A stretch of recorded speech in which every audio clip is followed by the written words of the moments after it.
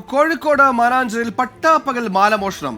ഹൈദരാബാദ് സ്വദേശി രാജാറാവുവിനെ പോലീസ് പിടികൂടി. അഭിജിത്ത് മുഴക്കുന്ന് കോഴിക്കോട് ചെയ്തു. അഭിജിത്ത്, പട്ടാപ്പകൽ എങ്ങനെയായിരുന്നു മോഷണം? ഈ പ്രതിയെ എങ്ങനെയാണ് വലയിലായത്? എന്റെ വിശദാംശങ്ങൾ. സുഹൈൽ, സിറ്റിയിലെ ഓട്ടോ ഡ്രൈവറായ കണ്ണഞ്ചേരി സ്വദേശി വിപിന്റെ കൃത്യമായ ഇടപെടൽ കൊണ്ടാണ് ഈ പ്രതിയെ പിടികൂടാൻ കഴിഞ്ഞത്. ഒപ്പം ഈ സ്ത്രീക്ക് തന്റെ നഷ്ടമായ 5 പവന്റെ മാല തിരികെ ലഭിച്ചത്. രാവിലെ 11 മണിയോടുകൂടി മാനാഞ്ചിറയ്ക്ക് സമീപമായിരുന്നു ഈ സംഭവം. അതിലൂടെ നടന്നു പോവുകയായിരുന്നു ഈ കരുവശ്ശേരി സ്വദേശിയായ സ്ത്രീ. അതിനിടയിൽ പുറകിൽ നിന്നെത്തിയ ഈ പ്രതി ഈ സ്ത്രീയുടെ മാല പൊട്ടിച്ച് ഓടി രക്ഷപ്പെടാൻ ശ്രമിക്കുകയായിരുന്നു. ഇതിനിടയിലാണ് അവിടെ ഉണ്ടായിരുന്ന ഓട്ടോ ഡ്രൈവർ ഈ വിപിൻ ഈ സംഭവം കാണുന്നതും അയാൾ ഓടിച്ചെന്ന് ഈ പ്രതിയെ തടഞ്ഞു നിർത്തുന്നതും. തുടർന്ന് ഇവർ ടൗൺ പോലീസിനെ വിവരമറിയിച്ചു.